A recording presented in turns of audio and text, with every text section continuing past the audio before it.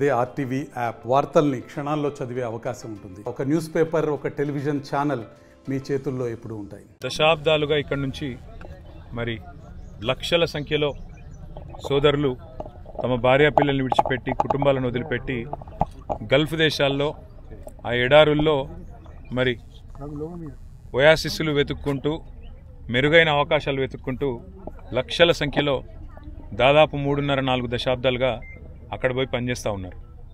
అయితే గత 10 సంవత్సరాలుగా ముఖ్యంగా రాష్ట్రం ఏర్పడ్డ తర్వాత ఇవాళ తెలంగాణలో వ్యవసాయము బాగైంది, ఉపాధి అవకాశాలు బాగైనాయి.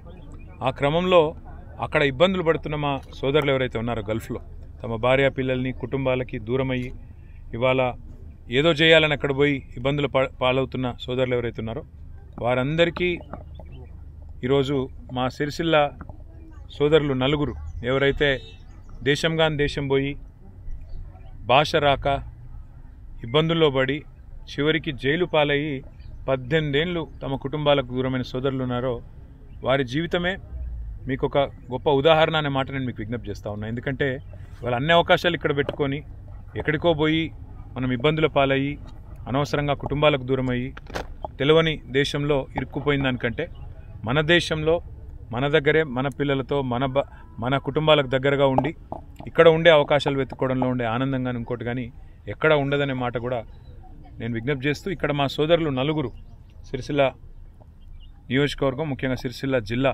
వేములవాడలో ఒకరు, జగిత్యాల నుంచి మరొకరు, అదేవిధంగా సిరిసిల్లకు సంబంధించి 3 మొత్తం కలిపితే 5 సోదరుల్లో 4 తిరిగి వచ్చినారు. చాలా సంతోషం.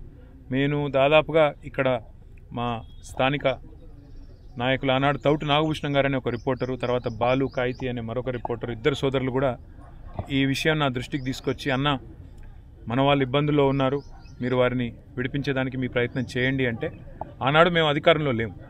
2011-12 ఆ ప్రాంతంలో మొదటిసారి ఈ అంశం నా దృష్టికి వచ్చినాడు అధికారంలో లేము.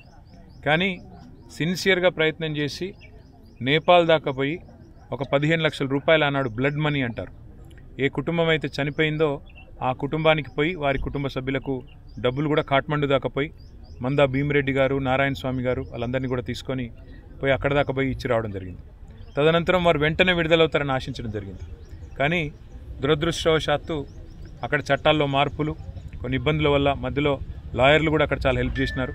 అక్కడ మా గల్ఫ్లో ఉండే సోదరులు మా సత్యం గారు, రాధారపు సత్యం గారు, జువాడి శ్రీనివాస్ గారు, అక్కడ లాయర్ అనురాధ గారు, ఇంకా అక్కడ స్థానిక లాయర్లు కూడా అక్కడ యునైటెడ్ అరబ్ ఎమిరేట్స్ సంబంధించిన లాయర్లు వాళ్ళు కూడా సాయం చేసినారు. ఎంతోమంది కృషి వల్ల ఒక 7 సంవత్సరాల జైలు శిక్ష తగ్గి ఈరోజు 18 ఏళ్లకు, అంటే అది కూడా చాలా ఎక్కువ అయినప్పటికీ ఇంకో 7 సంవత్సరాలు శిక్ష కాలం ఉండంగా వారు బయటికి రావడం, వారి కుటుంబాలతో మళ్ళీ తిరిగి కలవడం చాలా సంతోషంగా ఉంది. అందుకే వారిని కలవడానికి, వారిని పరామర్శించడానికి, కేవలం పరామర్శించడానికి మాత్రమే కాదు, వారి కాళ్ళ మీద వారు, ఎందుకంటే 18 ఏళ్ల తర్వాత తిరిగి వచ్చిన తర్వాత వాళ్ళకు కూడా ఇక్కడ ఏం చేయాలనో పాల్పోతలేదు.